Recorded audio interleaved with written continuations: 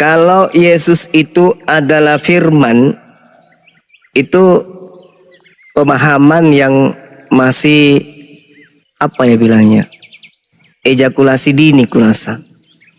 Tidak dihasilkan dari kematangan berpikir. Ada sarung dan songkok. Apapun yang ingin saudara beli bisa melalui toko kami. Klik pojok kiri bawah dan kunjungi toko. Karena yang terjadi sebenarnya adalah Yohanes 1 nomor 1 itu sifat berkata-kata yang melekat pada diri Tuhan yang bersatu dengan Tuhan. Pada mulanya adalah sifat berkata-kata. Sifat berkata-kata itu bersama-sama dengan Tuhan. Dan sifat berkata-kata itu adalah Tuhan. Betul. Kok bisa kayak gitu? Yes. Apa buktinya? Lihat aja. Di data nomor 14-nya. Sifat berkata-kata itu kemudian menjadikan daging. Seibarat kata, Tuhan bersama dengan mulutnya. Ketika mulutnya berkata, Roh Kudus akan turun atasmu, kuasa Tuhan yang Maha Tinggi akan menaungi engkau, sebab itu anak yang akan kau lahirkan akan disebut kudus, anak Tuhan atau hamba Tuhan. Itulah firman yang keluar dari mulut Tuhan, turun ke bumi sampai kepada Maria melalui Roh Kudus. Roh Kudusnya berkata, wahai Maria, ya paman, Roh Kudus akan turun atasmu dan kuasa Sang Yang Maha Tinggi akan menaungi engkau, sebab engkau akan melahirkan. Tuh, akan melahirkan. Berarti Yesus belum ada. Yesus belum ada. Yang ada hanyalah firman yang keluar, terlontar dari mulut Tuhan. Firman itu dihantar oleh Roh Kudus kepada Maria. Maria, ya paman, Roh Kudus akan turun atasmu, kuasa Yang Maha Tinggi akan datang menaungi engkau, sebab itu anak yang kau kandung dan akan kau lahirkan itu akan disebut anak suci. Anak, siapa yang dimaksud di situ? Yesus. Apakah sudah ada Yesus? Belum. Belum. Jadi Yesus itu bukan firman. Yesus adalah manusia suci yang dilahirkan oleh perawan suci dari firman Tuhan yang keluar dari Tuhan. Bukan Yesus keluar dari langit turun ke bumi, turun sampai di bumi langsung berjenggot, enggak. Yang datang adalah berupa kalimah, berupa perkataan, berupa instruksi, berupa ide yang keluar dari diri Tuhan. Wahai Roh Kudus, sampaikan kepada wanita tersebut, aku Tuhan yang menghendaki dia hamil dan melahirkan hambaku yang suci bernama Yesus. Apa yang terjadi? Hamil enggak Maria? Hamil. Makanya Yesaya 55 nomor 11, apabila firman keluar dari mulutku, tidak akan kembali dengan sia-sia kepadaku sebelum apa yang kuperintahkan, yang kutitahkan, yang kuinstruksikan itu terjadi. Aku menginstruksikan Maria hamil. Hamil. Lahirkan hambaku bernama Yesus. Lahirkan. Makanya ketika Yesus lahir, apa kata dia? Yohanes 8 nomor 42.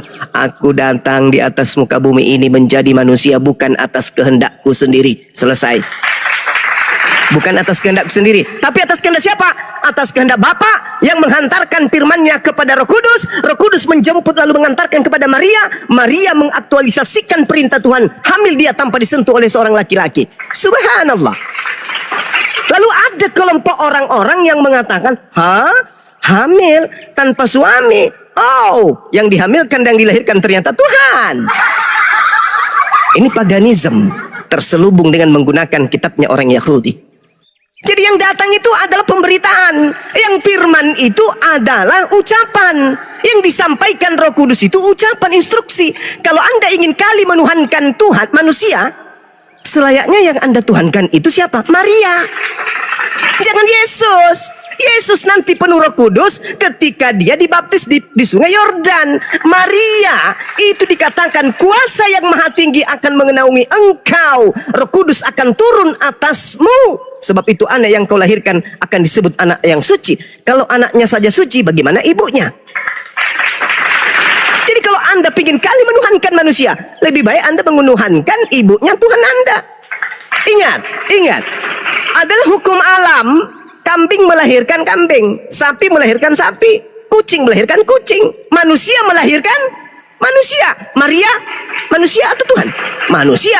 Berarti yang dilahirkan Maria adalah manusia yang dilahirkan secara suci, yang dilahirkan secara kudus. Karena itu bukan dihamili oleh laki-laki, tapi dia hamil atas instruksi Sang Yang Maha Tinggi untuk menciptakan kemudian hambanya yang suci untuk menjadi pemimpin di tengah-tengah Bani Israel.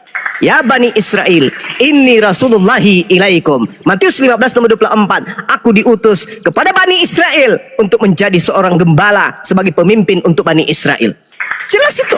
Jadi saudara, kalau Anda mengatakan Yesus itu firman, Anda keliru. Yesus itu bukan firman. Apa buktinya? Coba lihat.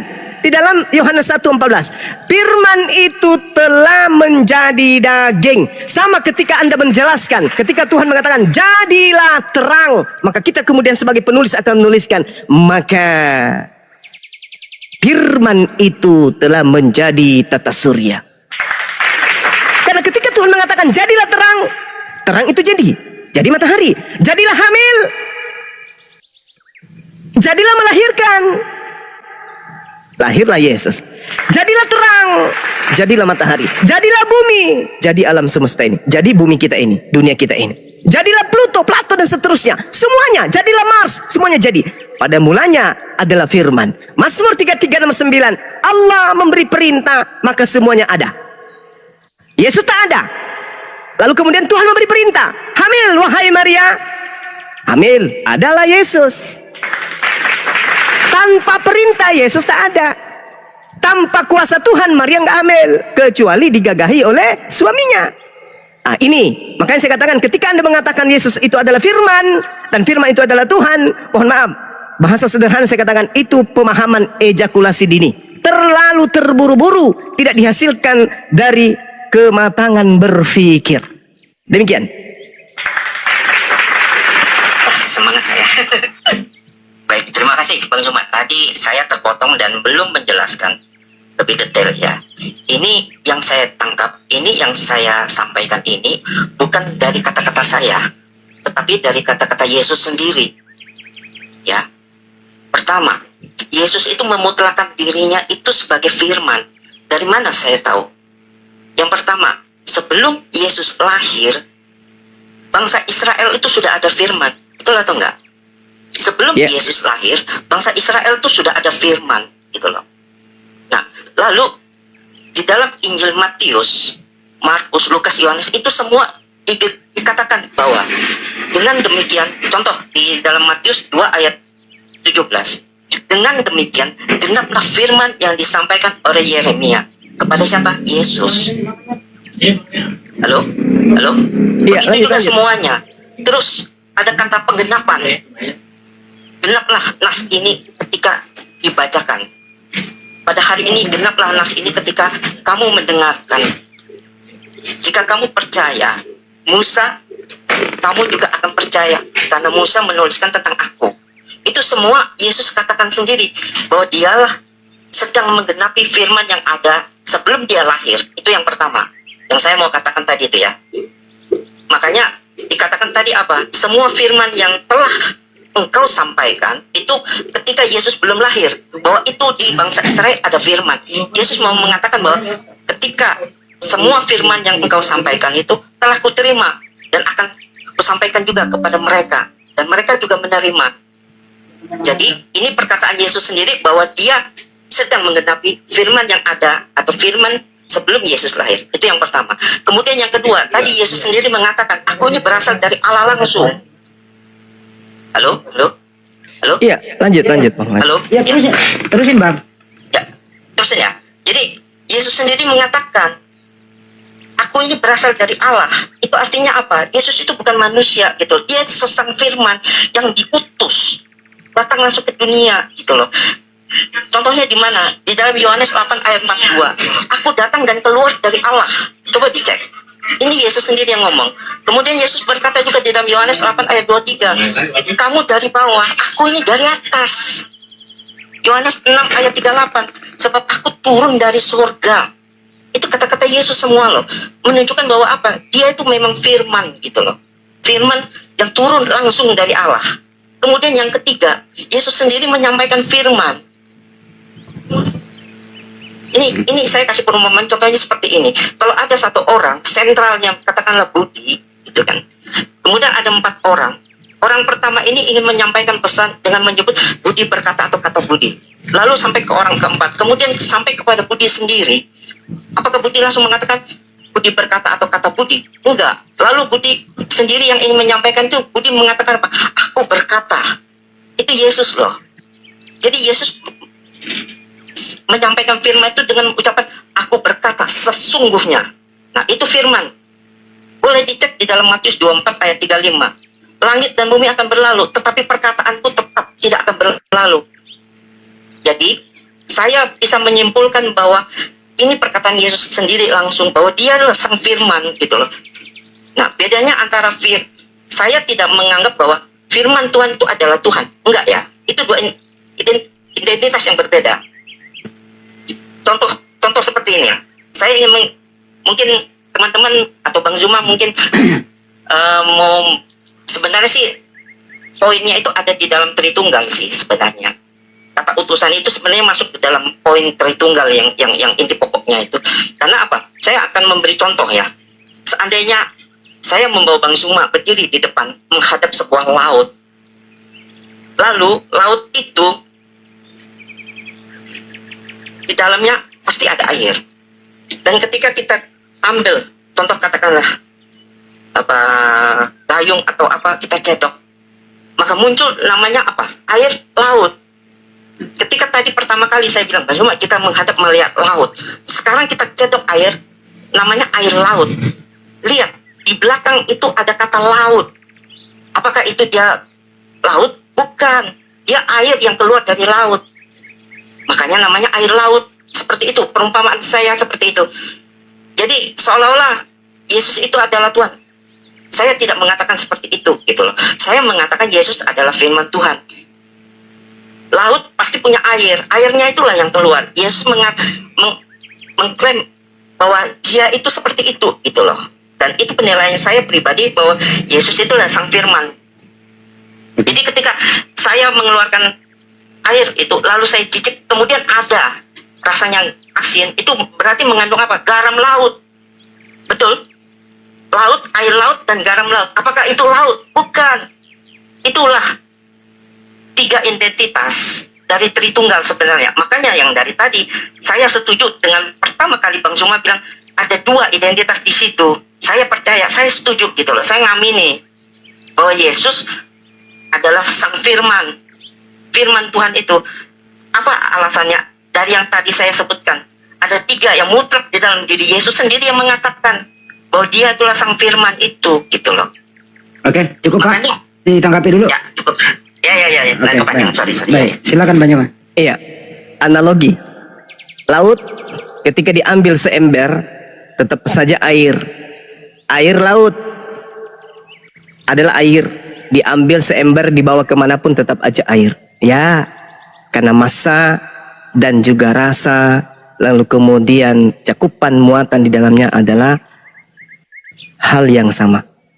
Apakah Anda ingin mengatakan bahwa Yesus manusia, Bapa yang ada di langit manusia?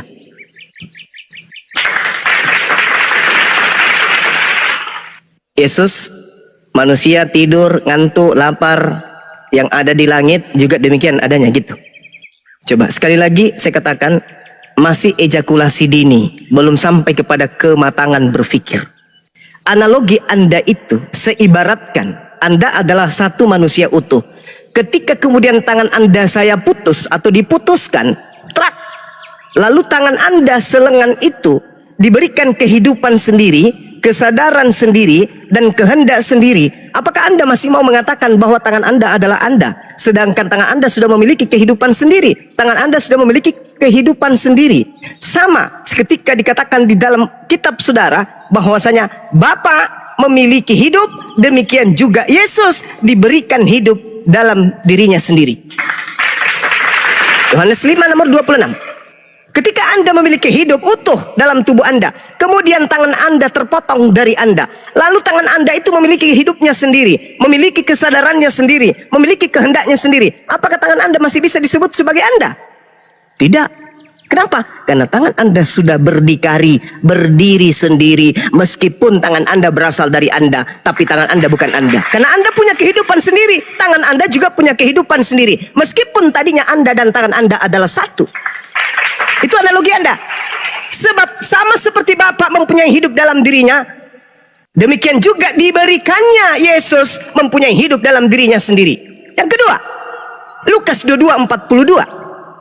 Ya Bapakku, jikalau engkau mau, ambillah cawan ini daripadaku, tetapi bukanlah kehendakku, melainkan kehendakmu lah yang terjadi. Tangan Anda sudah memiliki kehendak sendiri. Anda juga memiliki kehendak sendiri. Maka tangan Anda yang berasal dari Anda, itu bukan Anda lagi. Itu adalah pribadi yang baru. Segala sesuatu yang keluar, yang datang dari Tuhan, itu bukan Tuhan. Segala sesuatu yang keluar dari Anda, itu bukan Anda. Suara yang keluar dari Anda bukan Anda. Ingus yang keluar dari Anda bukan Anda. Yang keluar dari Anda itu bukan Anda. Coba sekali-sekali baca Matius 4 nomor 4. Manusia hidup berasal dari setiap firman yang keluar dari mulut Tuhan. Kita ini adalah firman yang keluar dari mulut Tuhan. Yesus adalah firman yang keluar dari mulut Tuhan. Kalau Anda kemudian membawa Trinitas, saya tadi sudah lebih awal menyampaikan kepada saudara, seperti yang tertulis di dalam kitab saudara sendiri, bahwasanya apabila Yesus datang, maka kita akan melihat Yesus dalam keadaannya yang sesungguhnya. Oleh karena itulah kita akan sama seperti Yesus. Saudara-saudaraku yang kekasih, sekarang kita adalah anak-anak Tuhan, tetapi belum nyata apa keadaan kita kelak. Akan tetapi kita tahu, apabila Yesus menyatakan dirinya, kita akan menjadi sama seperti Yesus. Apabila Yesus menyatakan dirinya, kita akan sama seperti Yesus, sebab kita akan melihat Yesus dalam keadaannya yang sebenarnya. Kalau Yesus adalah Trinitas, berarti kita ini berapa tas? Sebab kita dan Yesus adalah sama. Kita akan melihat Yesus dalam keadaan yang sebenarnya, dan kita akan sama seperti Yesus dalam keadaan Yesus yang sesungguhnya. Kalau Yesus Trinitas, konsep sama Trimurti, maka coba Anda jawab kepada saya. Kalau Anda sama dengan Yesus dalam keadaan yang sebenarnya, itu bukan Trinitas lagi. Berapa tas itu? Jadi analogi Anda itu, Anda air laut, kemudian diambil, kemudian air lautnya itu tetap saja air laut, kemanapun dia pergi. Sayangnya, analogi Yesus turun ke bumi, kalau Anda mengatakan yang di laut, yang laut itu adalah Bapa yang ada di langit, dan Yesus adalah air yang seember dari laut, sayangnya pencipta langit dan bumi bukan manusia dan bukan anak manusia. Bilangan 23 nomor 19, Hosea 11 nomor 9, 2 Samuel 7:22, Yeremia 10 nomor 6, Tuhan tidak serupa dengan manusia. Air yang ada di ember serupa dengan air yang ada di laut. Air yang ada di periuk serupa dengan air yang ada di laut. Air yang Anda ambil dari laut serupa dengan air yang ada di laut. Sedangkan Yesus tidak serupa dengan pencipta langit dan bumi. Analogi Anda keliru. Masih ejakulasi dini, belum mencapai kematangan berpikir. Silakan. Ya silakan Pak. Halo. Jadi sebenarnya Bang ya, Ya. ini penonton semua kok izin ya penonton semua bahwa saya ini Handi Slebes. Ini bukan Handi Oten ini yang ngomong. Yang ini via telepon. Karena ini Pak Willy adalah seorang Kristen, ingin diskusi dengan Mbak Nyuma, tapi dia nggak bisa masuk TikTok. Dia minta ke saya dari sore kan gitu. Ya lanjut Bang, lanjut. Ya, ya menarik ini Bang Cuma. Saya benar-benar suka dengan pembahasan seperti ini. Tadi Bang Cuma mengatakan manusia, Yesus itu manusia, gitu ya. Karena dari awal dia dilahirkan, betul. Tapi lihat, ketika dia menjadi manusia, dia tidak selamanya akan menjadi manusia, begitu Bang Cuma. Jadi tahunya dari mana? Ketika saya mengatakan bahwa ketika dia kemarin lahir, dia tidak akan selamanya menjadi manusia, gitu loh. Itu pandangan saya melihatnya dari Yesus ketika dia membawa 3 orang murid di dalam Injil naik ke atas gunung, ya, dan tercatat semuanya itu. Halo? Ya terusin Pak. Ya, lanjut.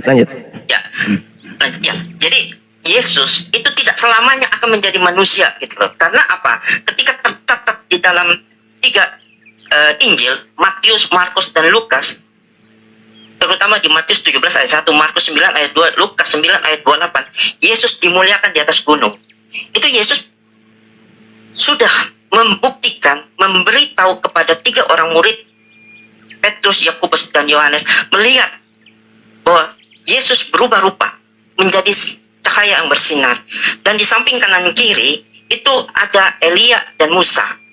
Gitu loh. Kenapa 3 orang murid ini tahu bahwa itu Elia, itu Musa? Padahal jarak mereka lahir dengan Yesus itu berbeda jauh sekali.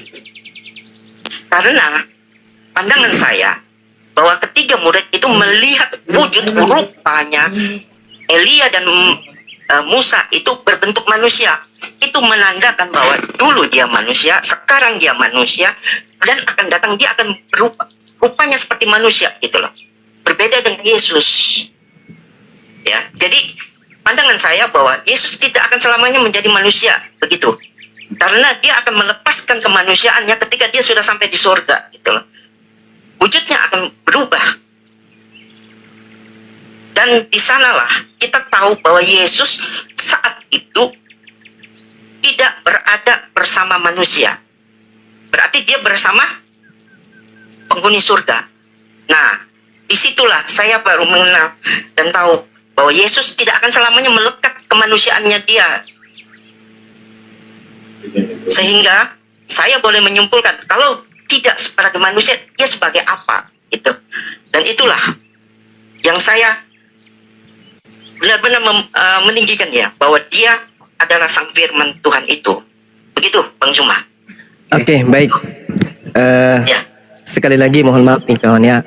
Di sini kita sama-sama menguraikan materi yang pada tujuannya adalah edukasi. Kenapa saya kemudian mengatakan Taruh dulu Pak ya. Betul, belajar. Saya belajar. Iya. Saya suka belajar, Pak.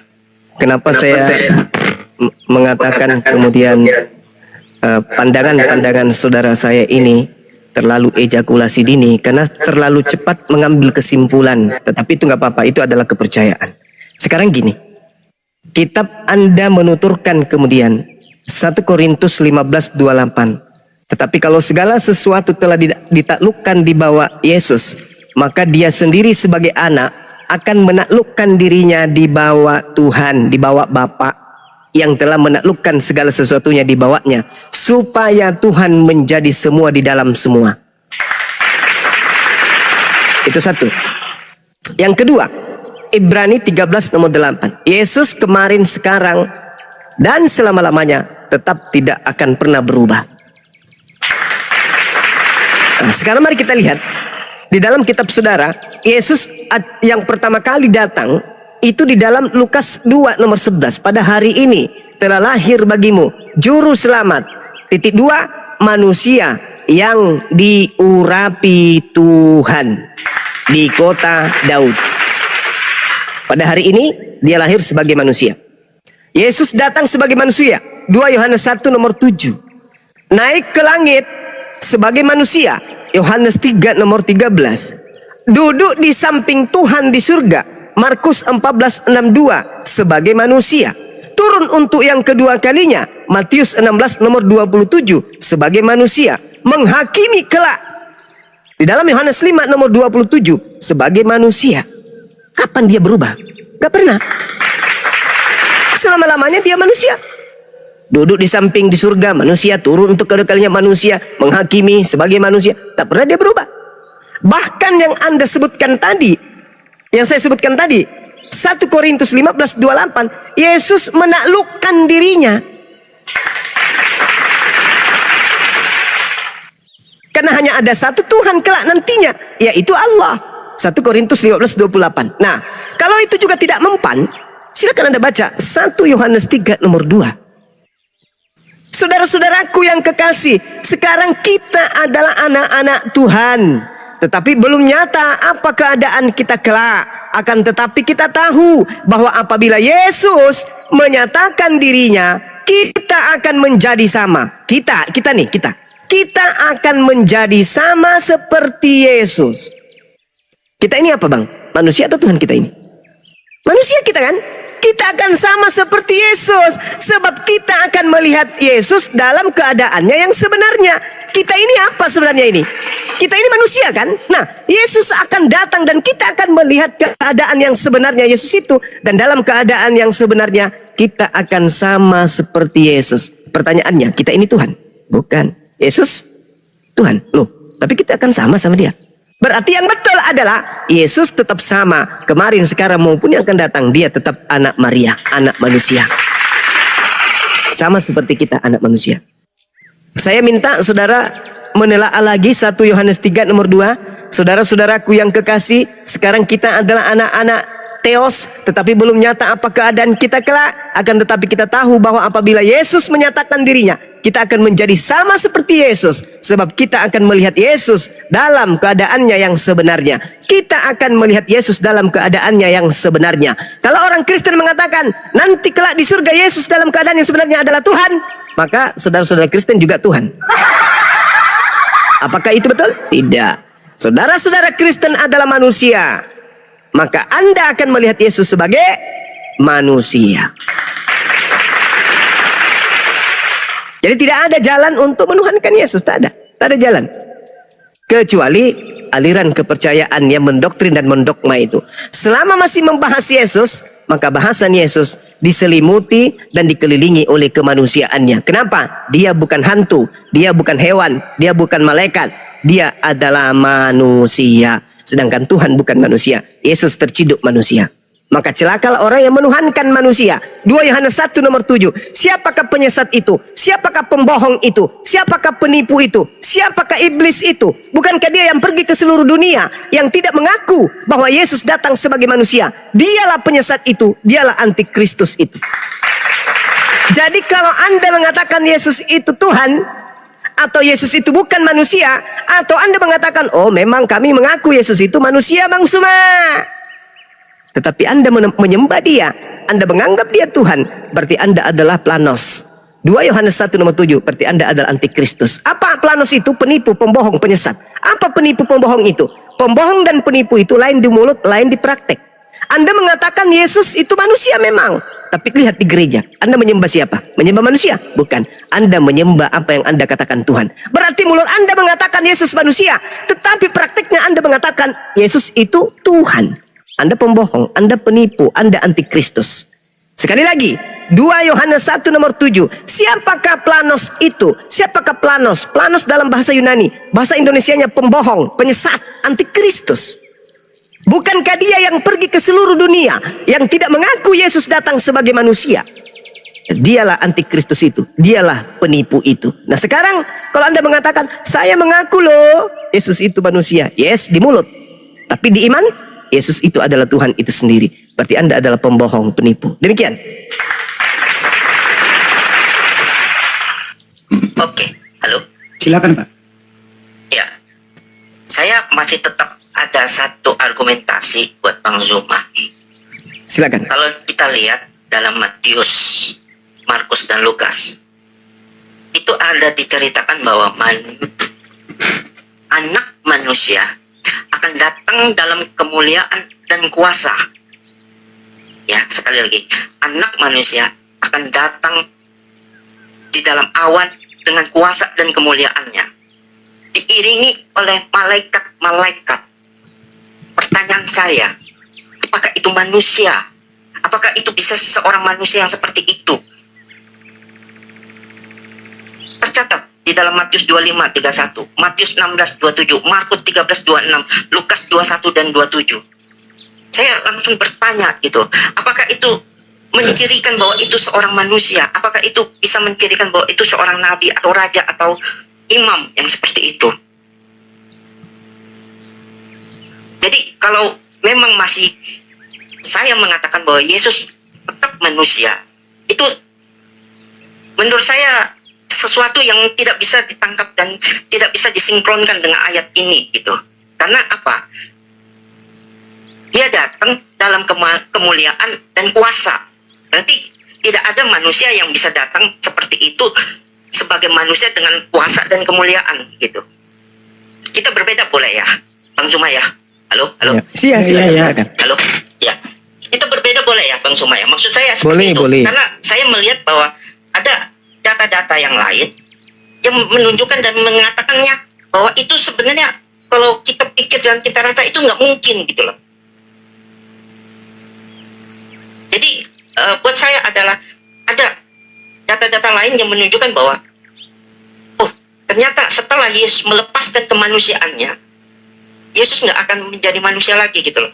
Mungkin yang Bang Suma katakan tadi di 1 Yohanes itu kemuliaan yang sama itu. Kita akan sama dengan Yesus itu dalam kemuliaan, bukan dalam wujud dan rupa. Mungkin ya, yang saya belum menelaah lebih dalam 1 Yohanes yang tadi Bang Zuma katakan, karena pasti ada kata-kata di dalam sana yang mengatakan perbedaannya gitu loh. Cuma saya tetap fokus karena cerita Yesus itu ada di dalam Injil Matius, Markus, Lukas, dan Yohanes gitu. Jadi saya terus menerus mengupas di sana gitu. Saya tidak keluar dari konteks daripada ini gitu loh. Nah, itulah yang tadi saya katakan bahwa rasanya kok berbeda gitu loh. Dengan data-data yang ditunjukkan yang ada seperti ini kok rasanya nggak pas gitu loh menurut saya. Demikian, Bang Suma silakan. Ya, baik.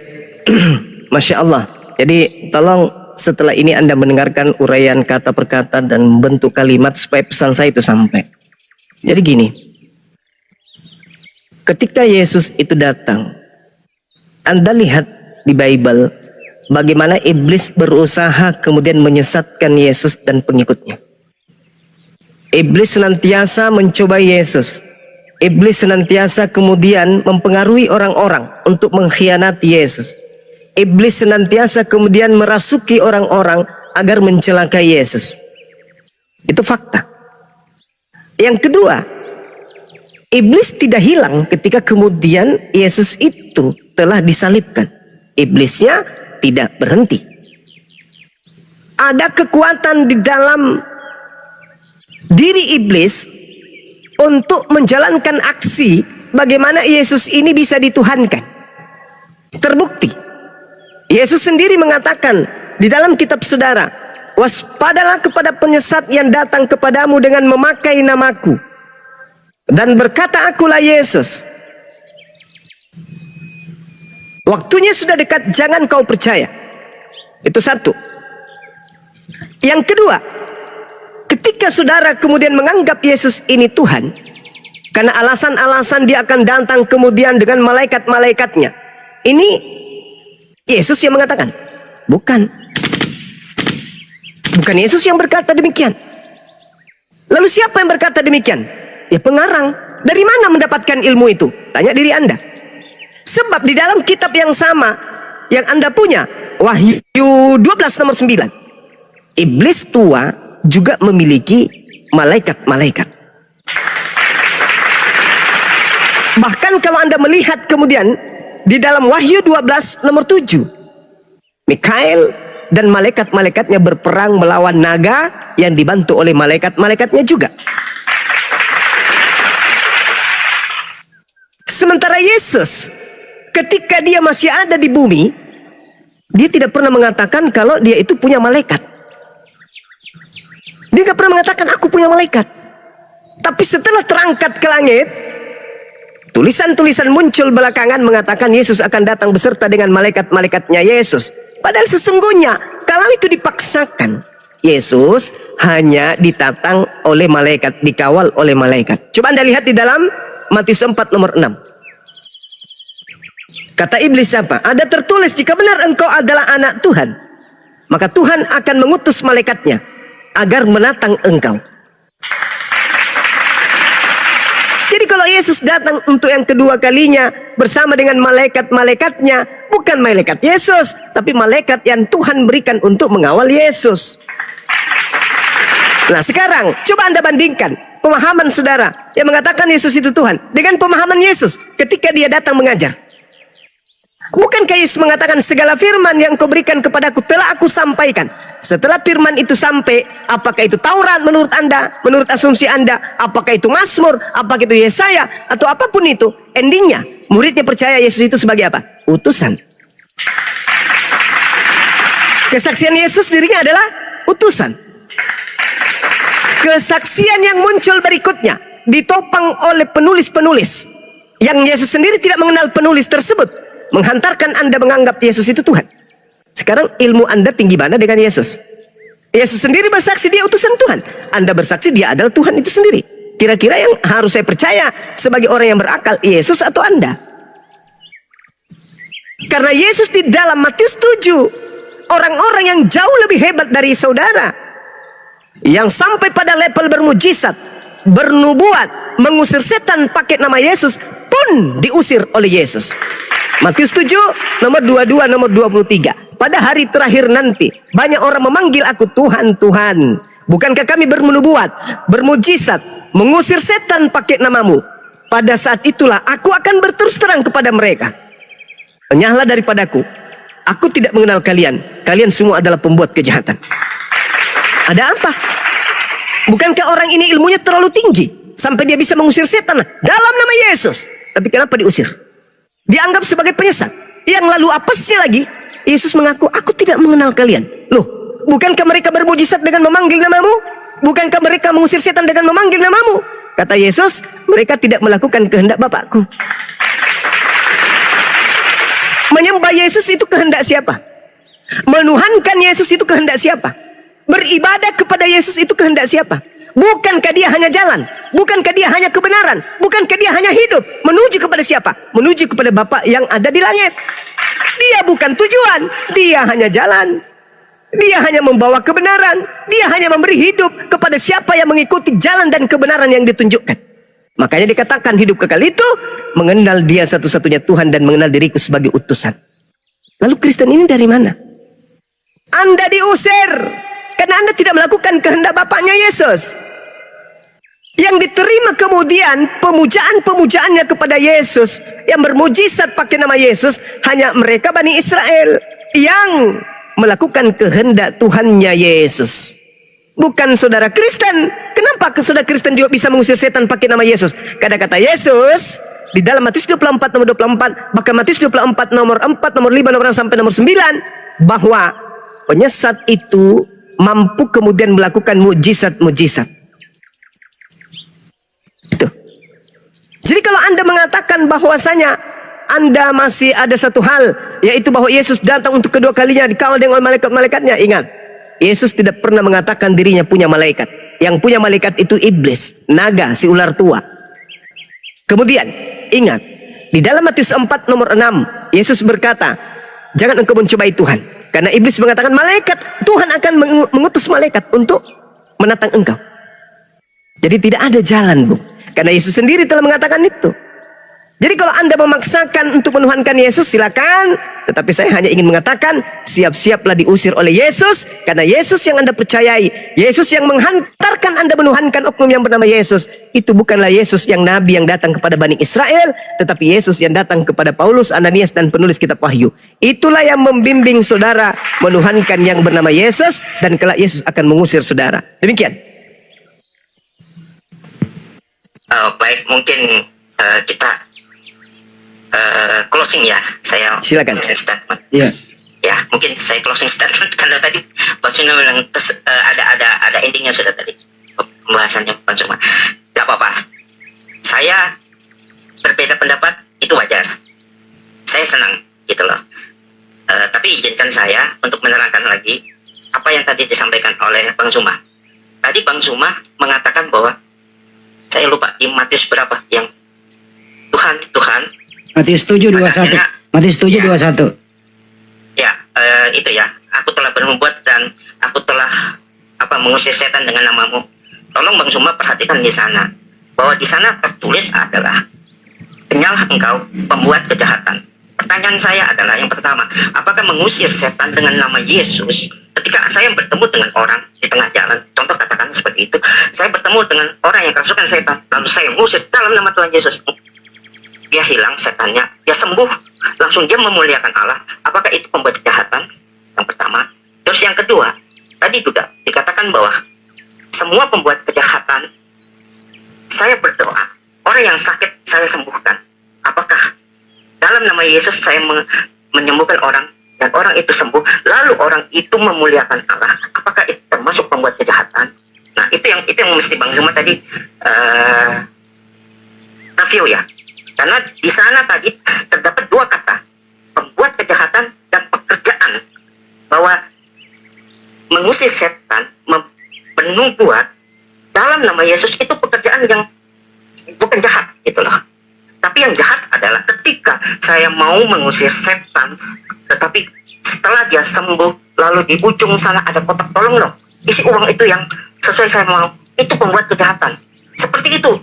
Jadi Yesus mau mengusir orang-orang yang membuat kejahatan yang seperti itu. Jadi saya tadi menangkap dari bawah ya. Terakhir Bang Zuma tadi menyampaikan seperti itu, saya mereview. Satu. Terus yang kedua, Bang Zuma, mohon maaf, kita berbeda nggak apa-apa. Tetapi saya ketika mengatakan Yesus Tuhan, itu bukan dari iblis, itu bukan dari roh jahat. Kenapa saya bisa mengatakan itu? Terletak di dalam Matius 16 ayat 16. Ketika Petrus ditanya, siapakah Yesus bertanya kepada murid, siapakah aku menurut kalian?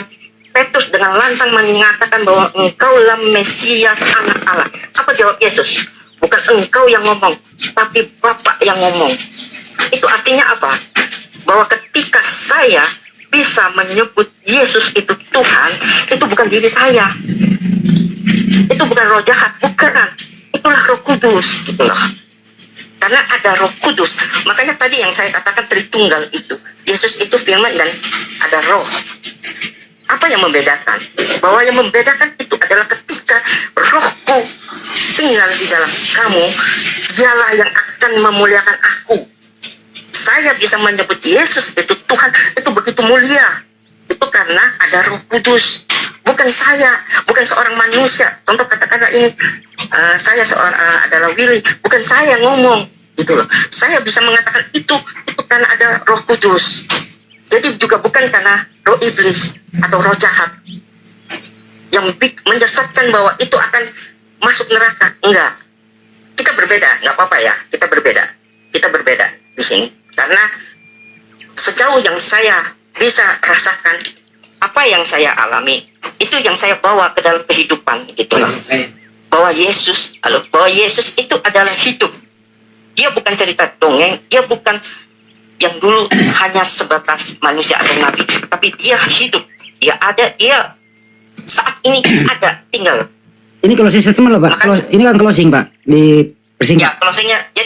Jadi kesimpulan saya adalah ketika saya mengatakan bahwa Yesus itu Tuhan, itu bukan diri saya, itu bukan seorang manusia yang bisa mengatakan seperti itu, bahwa itu karena Roh Kudus.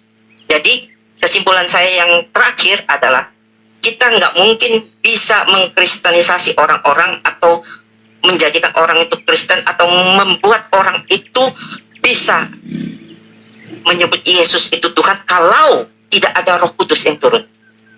Oke Pak. Jadi closing saya seperti itu. Oke, begitu dari saya. Ya, Abang jangan tutup teleponnya dulu, dengarkan closing statement Bang Juma ya. Silakan, Bang Juma. Ya, baik. Gitu. Iya. Ya, dari saya. Sebaliknya saya katakan kalau ada orang yang berkata Yesus itu Tuhan, itu dibimbing sama iblis. Karena Roh Kudus itu adalah pembawa kebenaran. Tidak mungkin berbohong, tidak mungkin menipu. Manusia dibilangnya Tuhan. Mazmur 119:43, jangan sekali-kali mencabut firman kebenaranmu dari mulutku, sebab aku berharap kepadamu hukum-hukummu. Yohanes 15 nomor 26, jikalau penghibur yang akan datang kuutus dari Bapa, yaitu roh kebenaran yang keluar dari Bapa, ia akan bersaksi tentang aku. Yesus bersaksi bahwa Roh Kudus akan datang keluar dari Bapa dan bersaksi tentang Yesus. Kesaksiannya itu pasti tidak akan mungkin berbohong. Yohanes 16 nomor 8, dan jikalau ia datang, ia akan mengisapkan dunia akan dosa, dan dia akan mengajarkan kebenaran, bukan kebohongan. Jadi yang datang setelah Yesus itu adalah roh yang membawa kebenaran, bukan roh yang membawa kebohongan. Anda membawa Matius 16. Di situ dikatakan Mesias. Coba saudara gali lagi. Mesias itu adalah manusia, bukan Tuhan. Kristus itu bukan Tuhan. Itu manusia yang diurapi. Mesias adalah manusia yang ditahirkan. Mesias adalah manusia. yang diurapin. Dan bukan hanya Yesus yang Kristus, bukan hanya Yesus yang Mesias, bukan hanya Yesus yang diurapin. Yesus Kristus, oke. Tapi ingat, Kores juga Kristus, Daud juga Kristus, Saul juga Kristus, Harun, Elisa, Salomo, semua juga adalah Mesias. Yang saya sebutkan namanya tadi ini adalah Mesias semua. Kalau Yesus dituhankan karena dia Mesias, berarti Salomo Tuhan, Elisa Tuhan, Harun Tuhan, Saul Tuhan, Daud Tuhan, Kores Tuhan. Kemudian ketika saudara mengatakan bahwasanya Yesus itu Tuhan, bla bla dan seterusnya, silakan. Silakan aja. Lalu Anda mengatakan, yang mengatakan bermujizat pakai nama Yesus, lalu ada celengan. Oh, itu asumsi liar. Itu ejakulasi dini pendapat. Anda tidak memiliki kematangan berpikir. Coba Anda baca Matius 7. Habis ini, Anda turun dari sini, saudara saya tolong buka Bible. Baca Matius 7 dari nomor 15 sampai nomor 23. Kalau akal saudara sehat, Anda akan malu dengan pernyataan Anda terakhir tadi. Yang dimaksud oleh Yesus penjahat itu adalah Kristen. Kenapa Kristen? Karena Kristen tidak melakukan kehendak Bapa. Apa kehendak Bapa itu? Hukum Taurat. Tidak ada Bapa berkehendak manusia melakukan hukum Roma, hukum Galatia, hukum Efesus, hukum Korintus, hukum Filipi, hukum itu. Paulus punya merek.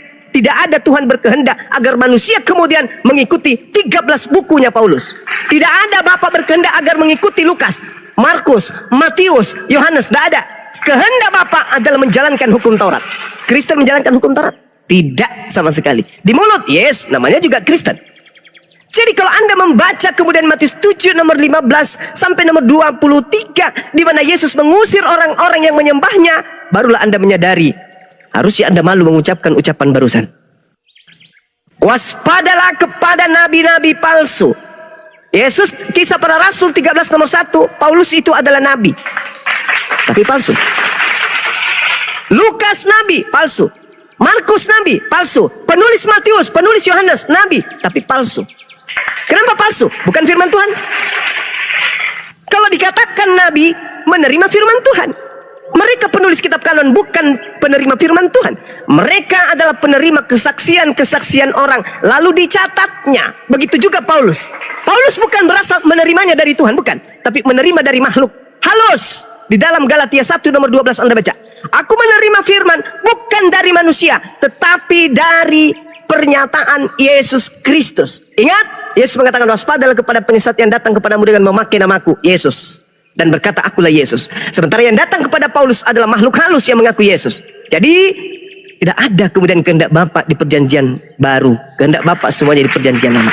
Waspadalah kepada nabi-nabi palsu yang datang kepadamu dengan menyamar seperti domba, padahal dia adalah serigala. Dari buahnya kau mengenal mereka.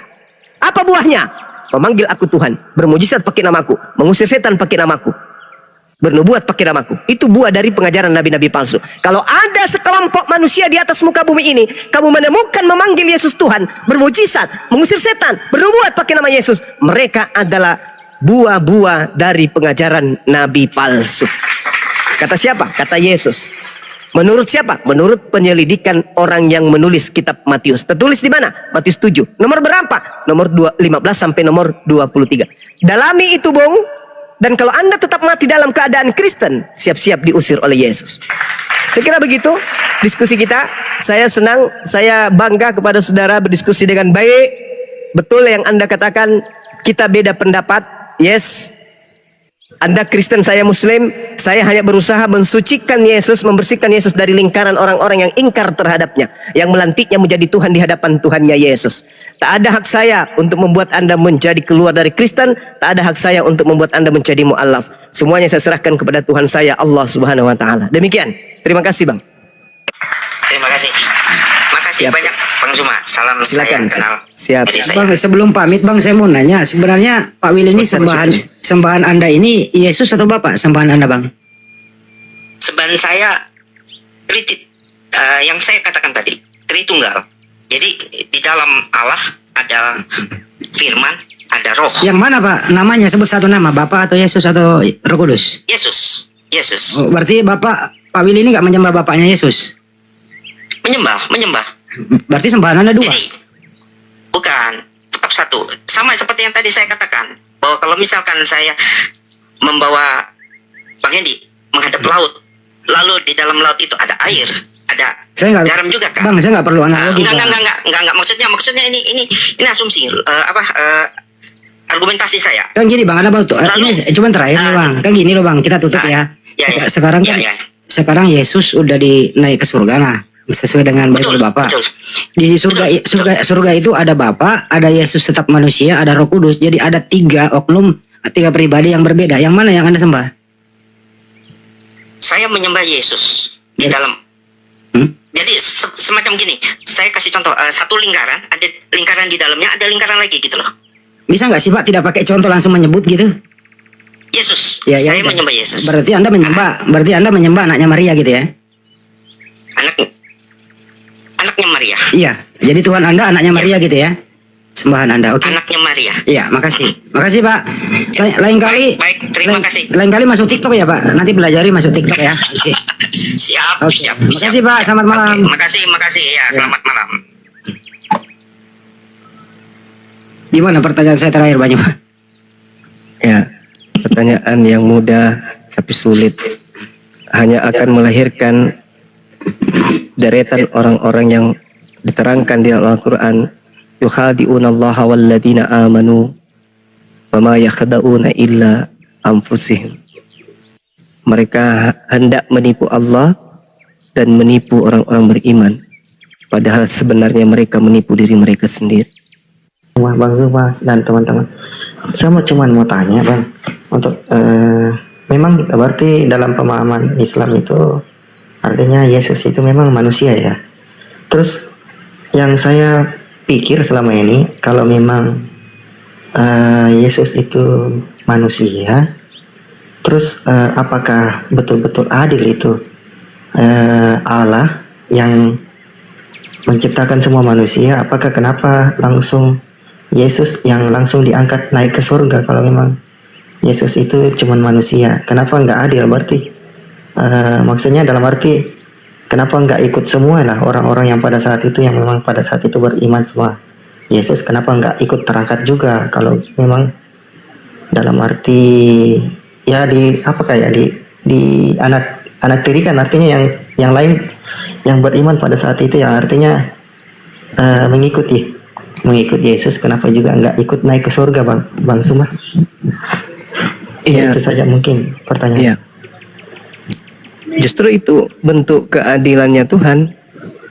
Karena kalau sampai Yesus dibunuh, lalu kemudian iblis tetap berkarya menjadikannya Tuhan, lalu nanti yang akan menyatakan kepada orang Kristen bahwa aku bukan Tuhan itu kan orang yang sudah mati, tidak melihat keadaan yang sesungguhnya sesuai dengan apa yang dalam Al-Quran.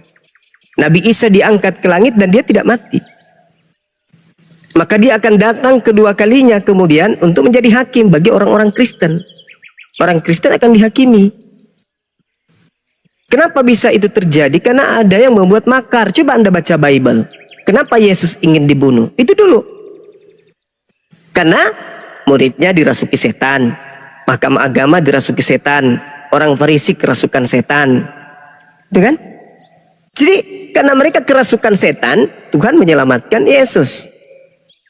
Setannya tidak berhasil membunuh Yesus. Tapi setan ini tidak kehabisan akal.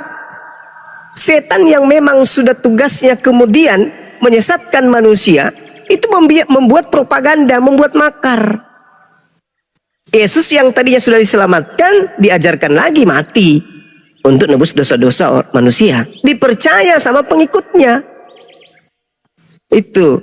Jadi Yesus itu diangkat ke langit untuk datang kedua kalinya menjadi hakim bagi terdakwa, yaitu orang-orang Kristen. Itu yang tadi yang saya katakan di Matius 7. Orang Kristen diusir oleh Yesus karena mereka telah melakukan sesuatu yang mungkar di hadapan Tuhan, yaitu menuhankan manusia Yesus di hadapan penciptanya Yesus. Enyahlah daripadaku, kalian semua adalah pembuat kejahatan.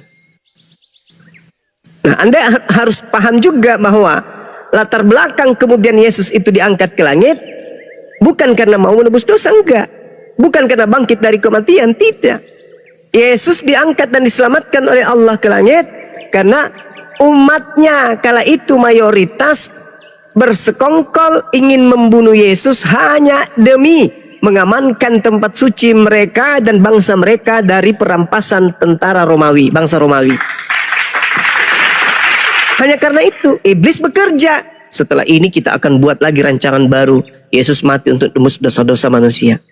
Itu bukan dari Tuhan itu. Coba Anda baca dari kitab Kejadian sampai kitab Hosea, Anda tidak akan pernah menemukan kemudian adanya dalil Tuhan menebus dosa dengan membunuh manusia. Itu tidak ada. Itu muncul nanti di kitab saudara. Sedangkan kitab saudara bukan firman Tuhan.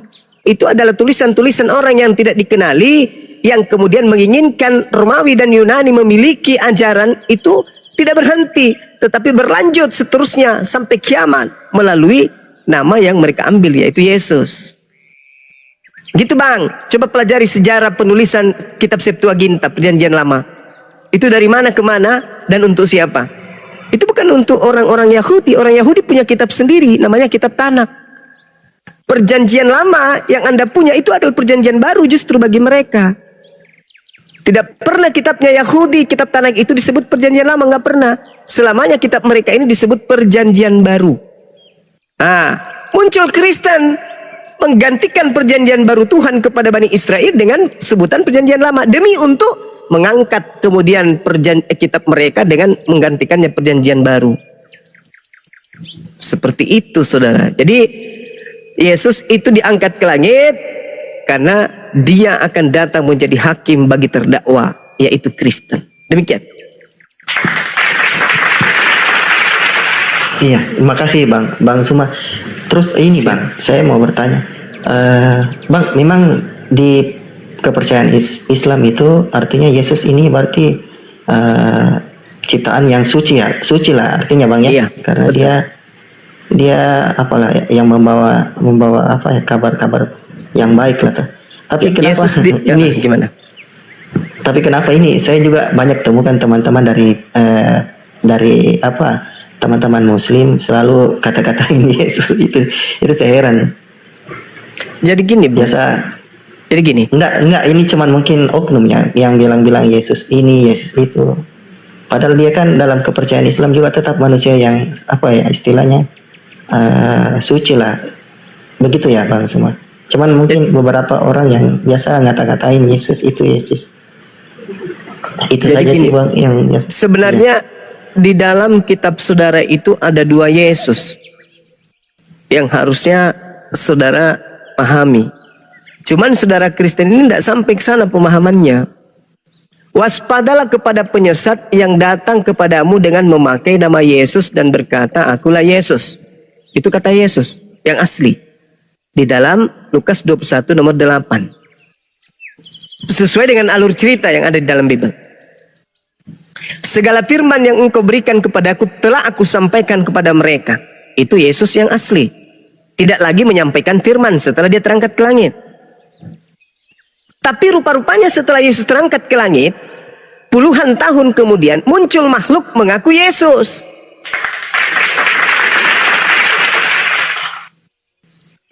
Makhluk ini hanya berupa cahaya dan suara, bukan manusia. Sedangkan Yesus asli itu manusia. Yang datang kepada Ananias, yang datang kepada Paulus, yang datang kemudian kepada penulis kitab Wahyu, itu bukan Yesus anak Maria, itu Yesus lain. Makhluk halus yang ngaku-ngaku Yesus. Nah inilah yang merasuki kalian, menuhankan oknum yang bernama Yesus itu, yang menggiring kalian kemudian untuk mempertuhankan oknum yang bernama Yesus yang Anda kira anak Maria, padahal bukan. Itu adalah Yesus yang dinubuatkan oleh anak Maria. Waspadalah kepada Yesus palsu yang datang kepadamu dengan memakai nama Yesus dan berkata, akulah dia, waktunya sudah dekat, jangan kau percaya.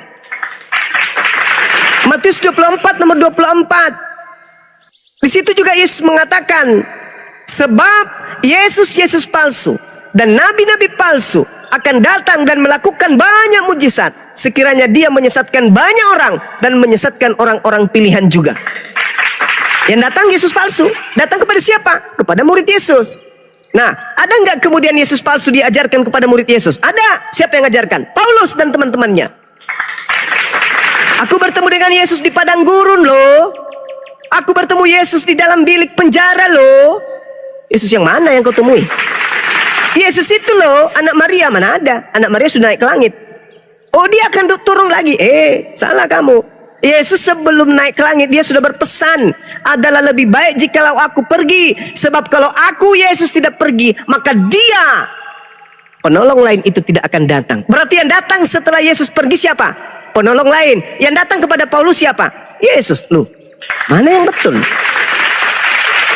Katanya Yesus tidak akan penolong itu tidak akan datang.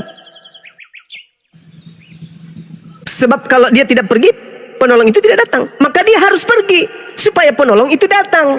Jadi menurut Yesus, setelah dia terangkat ke langit, ada dua yang datang. Yang pertama Yesus palsu yang penyesat. Yang kedua adalah roh kebenaran yang adalah seorang penolong. Nah, yang datang kepada Paulus siapa? Oknum yang bernama Yesus. Sementara kandidat Yesus ini adalah Yesus palsu. Yang betul adalah kandidat yang kedua, yaitu penolong lain yang akan memuliakan Yesus, bukan menghinakan Yesus. Yohanes 16 nomor 14, apabila roh kebenaran itu datang, apabila penolong itu datang, maka dia akan memuliakan aku, bukan menghinakan aku. Sedangkan Yesus yang datang kepada Paulus, mengajarkan Paulus untuk menulis penghinaan-penghinaan kepada Yesus. Contoh, Galatia 3 nomor 13. Yesus telah menembus Kristen dari kutuk hukum Taurat dengan jalan menjadi kutuk. Sebab ada tertulis, terkutuklah orang yang digantung di atas tiang salib. Siapa yang terkutuk? Yesus. Terkutuk itu dimuliakan atau dihinakan? Dihinakan. Sementara Yesus menubuatkan sebelum naik ke langit, yang datang setelahku adalah seorang penolong, dia akan memuliakan aku. Bukan menghinakan, tapi memuliakan. Nah, apalagi yang ada di Pulau Patmos? Akulah Yesus sang bintang timur. Loh, bukankah bintang timur itu Lucifer? Kenapa pula Yesus diidentikan dengan bintang timur? Sedangkan bintang timur Helel bin Zakar itu adalah Lucifer, iblis, yang tertulis dalam Yesaya 14. Kenapa Yesus diidentikan dengan itu? Berarti ini memuliakan atau menghinakan? Menghinakan. Berarti yang datang kepada Paulus in the gang bukan roh kebenaran, bukan penolong, bukan Roh Kudus, tetapi roh halus yang menistakan dan menghinakan Yesus. Coba, apa yang Anda rayakan nanti tanggal 25 Desember? Kelahiran. Di mana Yesus lahir tanggal 25 Desember? Bukankah yang lahir kemudian tanggal 25 Desember itu Dewa Mitra, Dewa Horus, Hercules, Attis, Zeus? Kenapa pula Yesus dimasukkan ke situ? Gak ada itu Yesus lahir tanggal 25 Desember. Lalu apa lagi? Kenaikan. Kapan Yesus mati kemudian menjadi tumbal, menjadi korban persembahan untuk dosa manusia? Nggak ada. Tuhannya Bani Israel, Imamat 1 nomor 2, katakanlah kepada orang Israel apabila mereka hendak mempersembahkan kurban kepada Tuhan Elohim, hendaklah mereka mempersembahkan domba, kambing, lembu, sapi. Di mana dia pernah minta manusia sebagai kurban? Nggak ada. Bahkan Tuhan melarang di Ulangan 11, Ulangan 18, Tuhan mengatakan, jangan kamu mempersembahkan anakmu kepada dewa Molok. Sebab aku Tuhan, aku sendirilah yang akan menentang dia, karena telah mempersembahkan anak manusia kepada dewa Molok. Nah, hanya dewa Molok yang minta darah manusia. Kalau Elohim tidak pernah minta darah manusia, nggak pernah. Bahkan ketika Tuhan Elohim menguji Abraham, sembeli anakmu, korbankan anakmu, anak tunggalmu, itu diuji. Abraham lolos, dia betul-betul ingin mempersembahkan darah anaknya sendiri. Tapi apa Tuhan lakukan? Tuhan menggantikannya dengan binatang. Artinya Tuhan tidak berkenan kepada korban manusia. Dia hanya berkenan kepada korban hewan.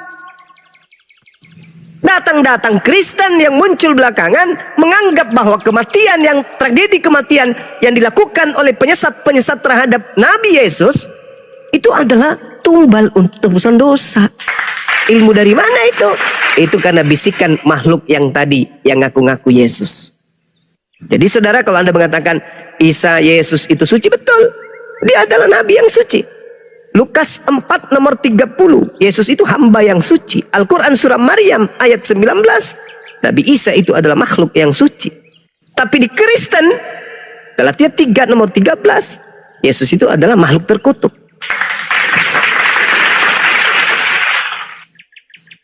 Ya, jadi di dalam kitab Anda sendiri mengatakan ada dua Yesus. Yang Anda sembah bukanlah anak Maria. Makanya ketika nanti Anda berhadapan dengan Yesus, Yesus mengatakan, enyahlah daripadaku, kalian semua adalah pembuat kejahatan, aku tidak mengenal kalian. Padahal kalian sudah mengatakan, bukankah kami bernubuat mengusir setan, bermujizat pakai namamu? Apa kata Yesus? Aku tidak mengenal kalian. Yang kamu sebut Yesus itu Yesus yang sudah kuwanti-wantikan kepada pengikutku Bani Israel. Makanya Bani Israel tetap ada, tetap saja hari ini Yudaism, tetap aja hari ini mereka menjadi praktisi Taurat, tidak menjadi Kristen mereka. Makanya di dunia ini ada Yahudi, ada Kristen. Kristen ini dari mana? Dari orang-orang yang mengikuti makhluk halus yang ngaku Yesus. Yudaism ini dari mana? Mereka yang masih melanjutkan pengajaran Nabi Musa sesuai dengan pengajaran Yesus agar Bani Israel kembali kepada hukum Taurat. Yahudi adalah sekelompok dengan Yesus. Kristen sekelompok dengan makhluk yang ngaku-ngaku Yesus yang datang di padang gurun. Gitu Bang, silakan. Iya, makasih Bang Suma. Terus nggak apa-apa ya, saya banyak tanya nih Bang. Iya, silakan. Terus Bang Suma ini yang terus diimani umat Islam itu berarti nanti yang datang menghakimi itu Yesus ya, yang dari untuk datang menghakimi orang-orang Kristen, Yesus. Oh iya Bang, berarti itu yang tetap Abang imani juga ya di Islam ya Bang? Iya, kami beriman. Yesus nanti yang kami sebenarnya gini, namanya adalah Isa. Karena kalau di dalam Ibrani Yishmael, huruf Y-nya hilang menjadi Ismail. Yesus menjadi Isa dalam bahasa Arab. Oknum yang sama, pelafalan yang berbeda, tugas yang sama, oknum yang sama. Kenapa bisa berbeda? Karena adanya Yesus yang muncul belakangan, yang ngaku-ngaku Yesus, makhluk yang muncul belakangan ngaku-ngaku Yesus. Itulah yang kalian sembah. Sedangkan Yesua atau Isa atau Isa itu adalah nabi yang datang di tengah-tengah Bani Israel. Dia akan datang menjadi hakim. Makanya di dalam Al-Quran itu ditanya, wa iskalallahu ya Isa bin Maryam, Isa bin Maryam, a anta qulta linnas tahizuni wa ummi. Wahai Isa, wahai Yesua, wahai Yesus, apakah engkau yang mengajarkan mereka menuhankan dirimu selain daripada aku? Nabi Isa mengatakan, qala subhanaka ma yakunu li an aqula ma laysa li bihaqq. Maha suci engkau ya Allah, aku tidak pernah mengatakan apa yang bukan hakku untuk aku katakan. Yang aku katakan adalah apa yang diperintahkan olehmu, yaitu sembahlah Allah Tuhanku dan Tuhanmu. Yohanes 12 nomor 49 nomor 50. Sama. Wa idza husyiran nasu kanu lahum a'da wa kanu bi ibadatihim kafirin. Pada hari kemudian apa yang mereka sembah akan menjadi musuh mereka, dan pemujaan-pemujaan yang mereka lakukan akan diingkari oleh yang mereka sembah. Nah, Matius 7 tuh. Apa yang mereka sembah akan menjadi musuh bagi mereka. Kalian yang menyembah Yesus akan menjadi musuh oleh Yesus, dimusuhi sama Yesus. Pemujaan yang kalian lakukan terhadap Yesus akan diingkari oleh Yesus. Enyahlah daripadaku, kalian semua adalah pembuat kejahatan, aku tidak mengenal kalian. Al-Quran mengatakan itu. Kenapa demikian? Ya karena yang kalian sembah itu adalah makhluk halus yang ngaku Yesus, bukan Yesus yang datang sebagai nabi. Makanya Bung, kalau Anda melihat nih ya, Kristen masuk ke Indonesia, Katolik masuk ke Indonesia, Protestan masuk ke Indonesia, bukan orang Yahudi yang mengajarkan Bung. Coba renungkan itu. Yang datang mengajarkan kekristenan, Katolik, Protestan di Indonesia ini adalah orang Barat. Ada apa? Kenapa bukan orang Yahudi? Selayaknya Islam yang mengajarkan Islam di Nusantara ini adalah orang Yahudi. Ya silakan. Iya betul juga itu yang tadi perumpamaan abang itu, yang orang yang mengajar itu yang datangnya dari Barat. Kenapa bukan dari Yahudi? Ya. Dan di zaman-zaman ini, zaman-zaman Yesus hidup.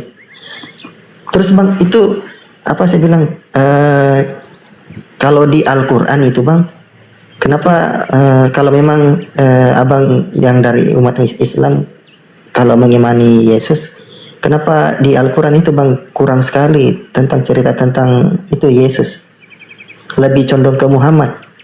Oh salah. Justru lebih banyak diajarkan tentang Yesus daripada Nabi Muhammad. Al-Quran surah Maryam, Al-Ma'idah, Ali Imran, apalagi As-Sukhruf, itu As-Saf, itu membahas tentang Nabi Isa semua tuh.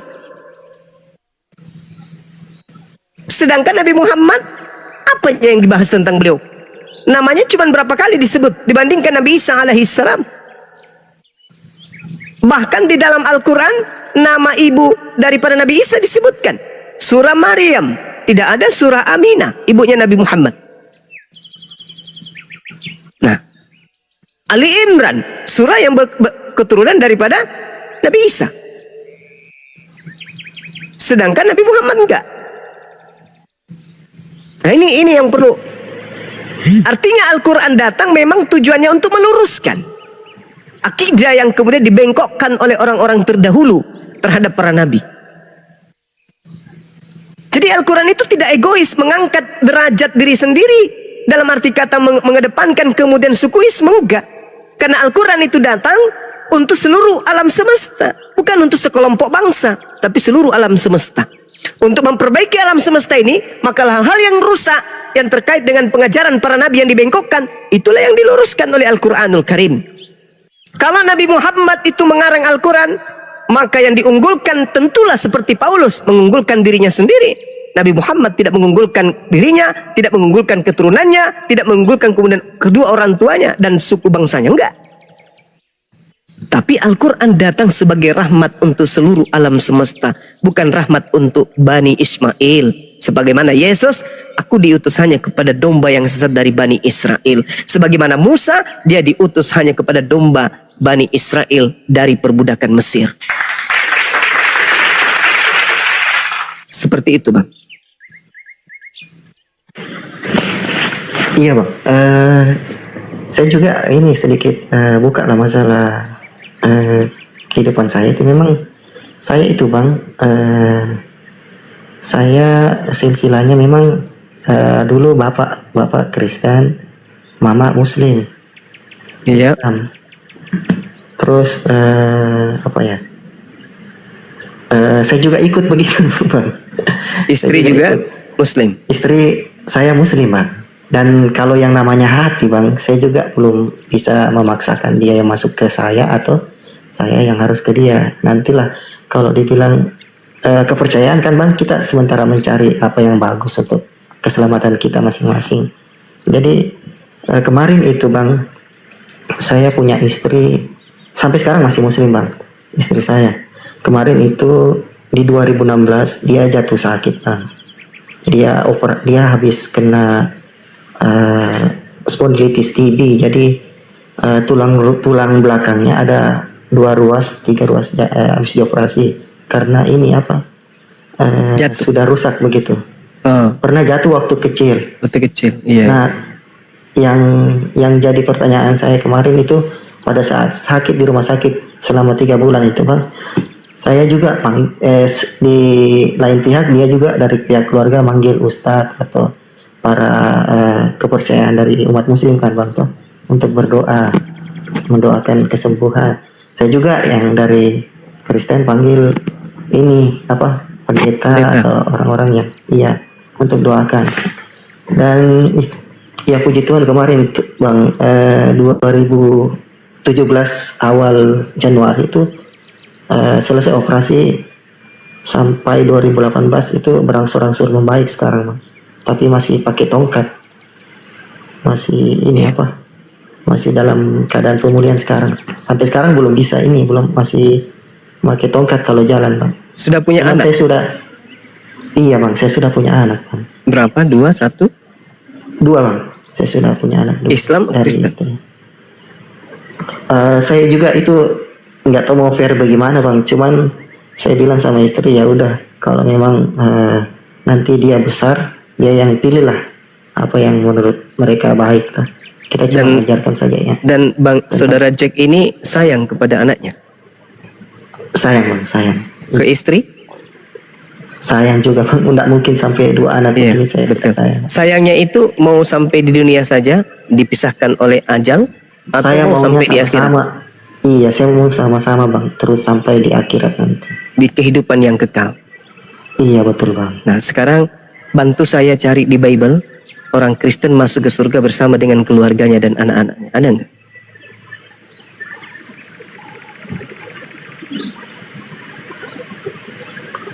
Iya Bang, ini saya kan sedikit-sedikit juga saya masuk ke room apologet Islam untuk ini apa ya, bukan saling sih, cari kebenaran begitu Bang ya. Karena kehidupan saya seperti sekarang ini ya boleh dikatakan juga saya masih ya, saya mau supaya istri dan anak-anak saya maksudnya selamat lah dunia akhirat Bang begitu. Makanya saya sering masuk juga dengar-dengar pemikiran dari umat-umat muslim seperti Bang Suma kan yang paling, apalagi Bang Yonatan Nandar juga. Saya juga sering masuk ke tempat Kristen juga. Jadi saya masih masih mutar-mutar terus untuk cari kebenaran Jadi gini, Bung. firman, karena saya pikirnya juga yang Abang kan di isi Al-Quran juga biasa ditentang sama orang Kristen. Nah dari Abang juga kan ada juga pemahaman tentang menentang isi-isi Alkitab kan Bang begitu. Jadi saya juga ini ya boleh dikatakan pada intinya Bang, saya percaya memang Yesus nanti yang datang untuk menghakimi, itu saja. Dan saya juga ya takutnya itu Bang, takutnya itu. Sekarang begini, Bung.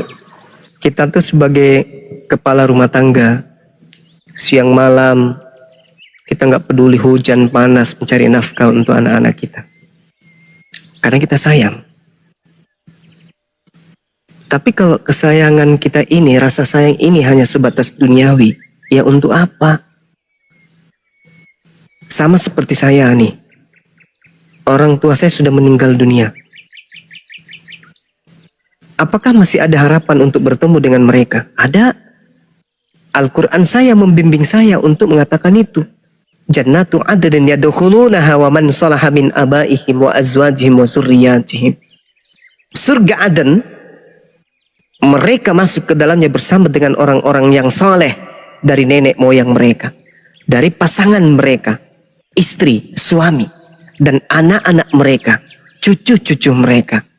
Sedang para malaikat masuk ke tempat-tempat mereka dari semua pintu. Ini di Islam. Jadi kasih sayang itu tidak hanya sebatas dunia. Siang malam kita cari nafkah, kita mendidik anak kita, menjadikan istri kita menjadi istri yang taat, menjadi istri yang baik. Tapi berakhir dengan kematian. Lalu buat apa perjuangan ini? Kalau di dalam Al-Quran kami beda lagi. Allah Subhanahu wa ta'ala menjelaskan apa? Ya ayyuhalladzina amanu qu anfusakum wa ahlikum nara. Wahai orang-orang yang beriman, pelihara dirimu dan keluargamu dari api neraka yang bahan bakarnya adalah manusia dan batu. Coba. Jadi di dalam Al-Quran itu, di Islam itu jelas. Wahai orang beriman, jaga dirimu, anak-anakmu, istrimu dari api neraka. Dan ini pasti ada Bang. Neraka ini pasti ada. Selayaknya besok hari Sabat, Sabtu, suka tidak suka, ikhlas ataupun tidak mau, tetap saja waktu bergulir, detik, menit, jam, hari mengantar kita kepada hari Sabat. Artinya apa? Hidup kita ini mengantar kita kepada surga atau hidup kita ini mengantar kepada neraka. Jadi neraka surganya kita itu ditentukan kita hari ini. Maka oleh karena itulah kemudian Allah Tuhan memberikan kita akal untuk kita mencari Tuhan yang benar itu seperti apa.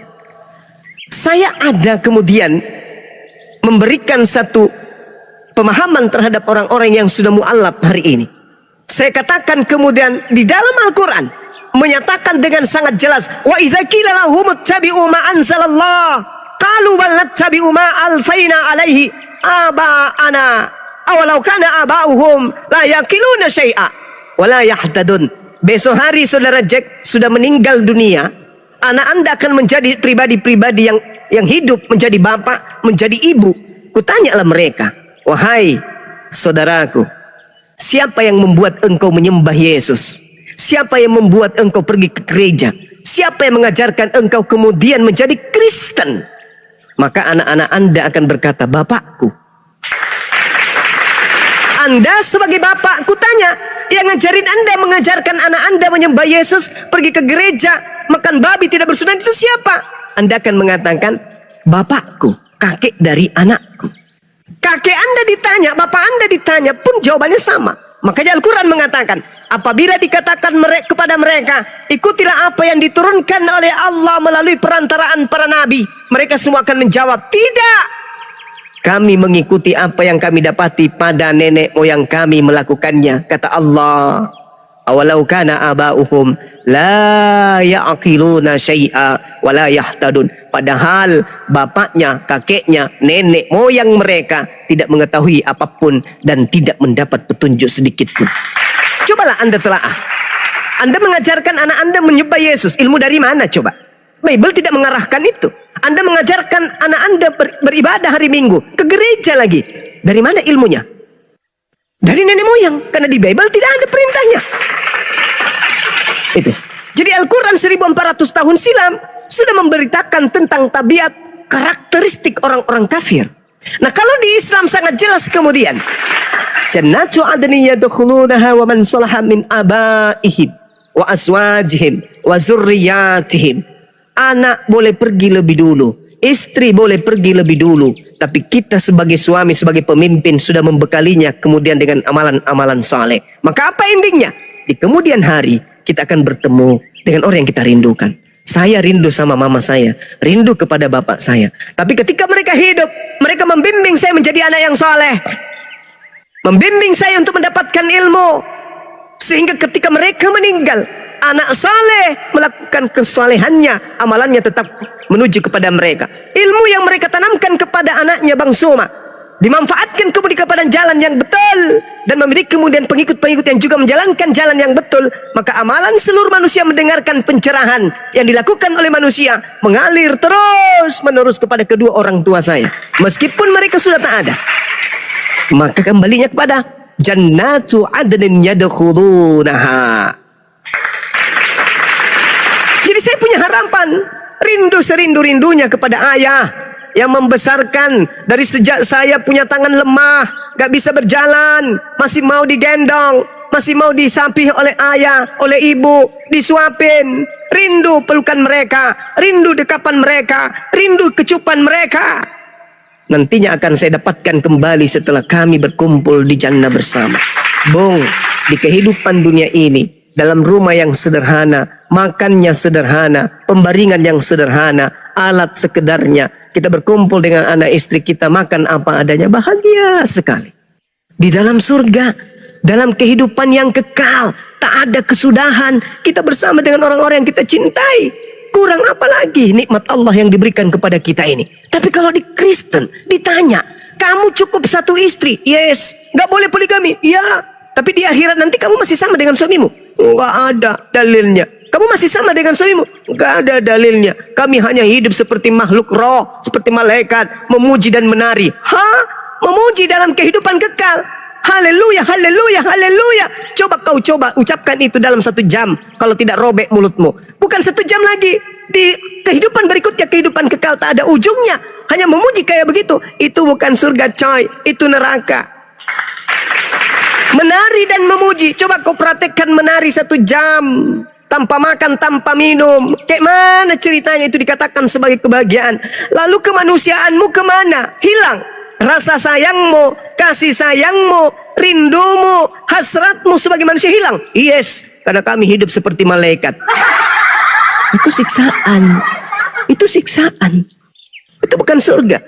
Kalau di Al-Quran, anak-anak kita kelak bersama dengan kita dalam kehidupan kekal, dalam kebahagiaan yang tak ada taranya. Siapa yang tak bahagia? Makanya Al-Quran mengatakan bahwa jannah itu tempat orang-orang yang berbahagia. Surga itu tempatnya kebahagiaan. Surga itu tempatnya kenikmatan. Kesempurnaan kebahagiaan dan kenikmatan itu adanya di surga. Dan yang masuk ke sana hanya orang-orang yang beriman. Bukan orang yang hidup dalam dogma dan doktrin barat, tetapi mereka mengikuti ajaran para nabi. Ya, oleh karena itulah saudara, kalau Anda memiliki istri seorang muslim, alhamdulillah Anda tidak lagi sulit untuk mengmuslimkan dia. Anda punya anak yang Anda beri kehendak bebas untuk memilih agama, alhamdulillah Anda tidak memiliki kesulitan untuk menyelamatkan mereka. Tinggal Anda sendiri yang sebagai pemimpin. Anda ingin menentukan langkah Anda ke neraka atau ke surga. Ingat bung, Al-Quranul Karim menjelaskan di dalam surah apa ya teman-teman?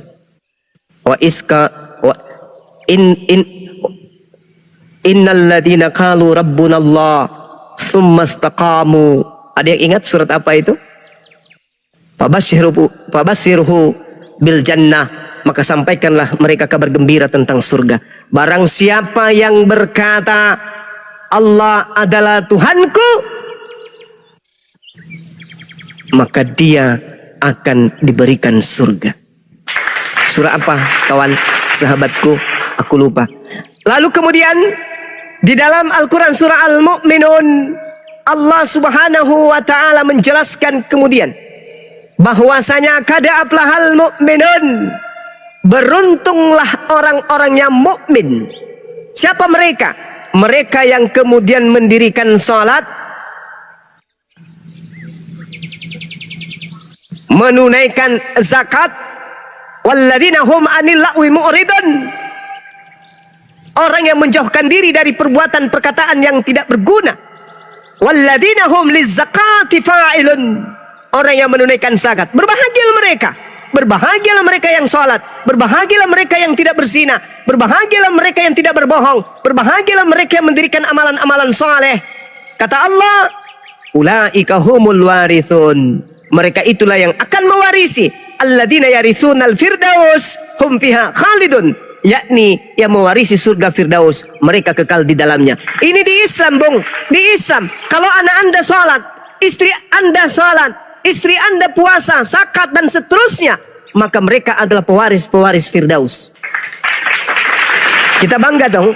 Ya, Fussilat ayat Fussilat ayat 30 ya, sahabat ya. Insya Allah Fussilat ayat 30. Jadi kalau misalnya anak Anda sholat, anak Anda puasa, anak Anda zakat, apa kata Allah? Ulaika humul warithun alladzina yarithunal firdaus hum fiha khalidun. Mereka akan mendapatkan warisan. Kita bahagia kalau kita punya harta warisan berupa tanah, berupa rumah. Tapi ini bahagianya wow, luar biasa. Masya Allah, subhanallah. Maka pantaslah umat Islam semakin hari semakin khusyuk, semakin rajin beribadah kepada Allah. Sebab mereka adalah pewaris surga Firdaus. Ulaika humul warithun alladzina yarithunal firdaus hum fiha khalidun. Mereka tidak peduli hujan, tidak peduli panas. Ketika panggilan takbir itu datang, Allahu Akbar, Allahu Akbar, Allahu Akbar, Allahu Akbar. Mereka gak peduli. Mereka kemudian berbondong-bondong menuju rumah ibadah untuk sujud menyembah kepada Tuhannya. Kenapa? Mereka sudah dijanjikan warisan Firdaus. Kalau di Kristen apa yang diwariskan? Neraka jahanam. Mana dalilnya? Matius 23 nomor 15. Matius 23 nomor 33, 34, 35, 36. Matius 7 nomor 15, nomor 16, 17, 18, 19, 20, 21, 22, 23. Tuh. Kristen diwariskan kepada mereka neraka jahanam. Matius 13 nomor 50. Islam diwariskan surga Firdaus. Al-Quran surah Al-Mu'minun ayat 1, 2, 3, 4, 5, 6, 7, 8, 9, 10, 11. Maryam ayat 72. An-Nasiyat ayat 3, 37, 38, 39, 40. Fussilat ayat berapa tadi? Ayat 30. Subhanallah. Nah, tinggal Anda berpikir. Banyak orang yang cinta dan ingin masuk Islam mencari kebenaran, tapi berat dengan istrinya. Mana mau istri saya masuk Islam? Banyak orang yang ingin mencari kebenaran hidayah Islam, tapi dia berat untuk anaknya. Anda istri sudah muslimah, anak pun kemudian lembut untuk supaya dimasukkan ke Islam. Tinggal Anda. Masya Allah. Masya Allah. Kenapa Islam itu ikut berdebat kemudian? Untuk mempertahankan akidah Yesus. Hidup kekal itu adalah mereka mengenal Engkau satu-satunya Tuhan. Dan mengenal Yesus Kristus sebagai apa? Sebagai utusan. Islam percaya Yesus utusan? Percaya. Lalu Islam percaya Tuhan yang mengutus Yesus itu satu-satunya Tuhan? Percaya. Lalu tiket apa lagi untuk mendapatkan hidup kekal yang kurang di Islam? Tak ada. Jannaka kiblatan tardaha.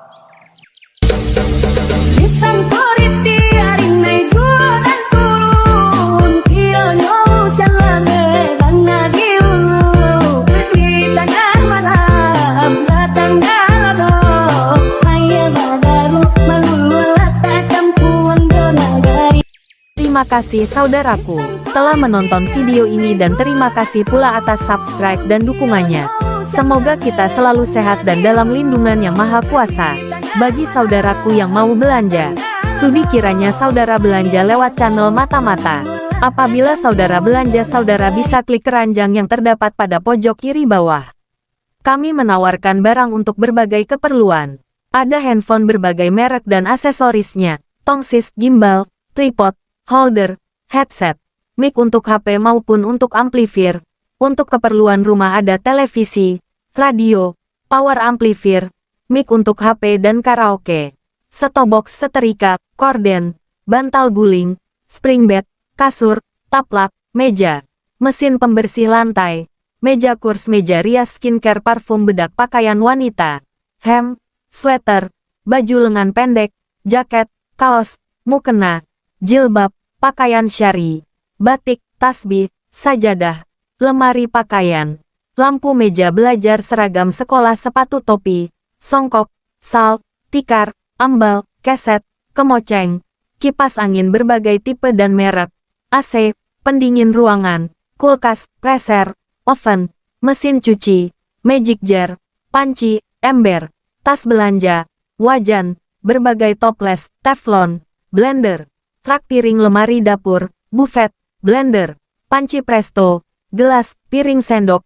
teko, berbagai cetakan kue, bumbu-bumbu dapur, berbagai obat herbal, berbagai sabun, sepeda, sepeda listrik, kereta bayi, pakaian bayi, mainan anak-anak, mobil-mobilan, drone, kunci-kunci untuk perbengkelan, gergaji, senso, gergaji mesin, circle, mesin serut, ketam gurinda, amplas, apar, mesin las, laser, sepatu, payung, jas hujan, alat-alat listrik, mobil remote, amplifier, actualizer, korek api, alat-alat pertanian, traktor, mesin semprot, alkon, pompa air, diesel, selang, mulsa, plastik bening, mesin ketinting, mesin speedboat, cano, speaker, speaker aktif, bibit-bibit pertanian, padi, bawang, bayam, sawi, kubis, kacang, koro cipir, labu, kemangi, kedelai, cabe, singkong, rumput, semangka, melon,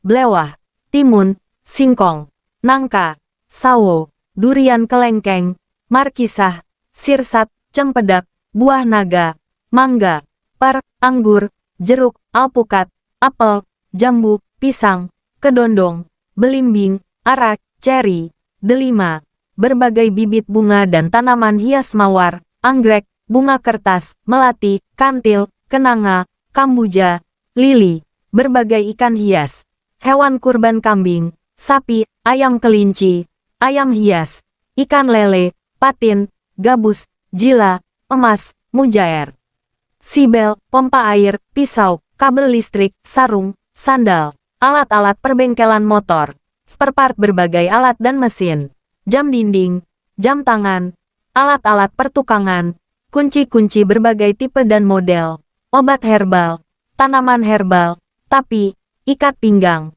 pisau dapur, alat-alat industri, studio musik, bahan pokok, pakaian, kostum, badut, mainan anak, keperluan bayi, pakaian tidur, dan lain-lain. Terima kasih, semoga saudara dimudahkan rezekinya. Jangan lupa untuk subscribe dan berbelanja di channel Mata-Mata.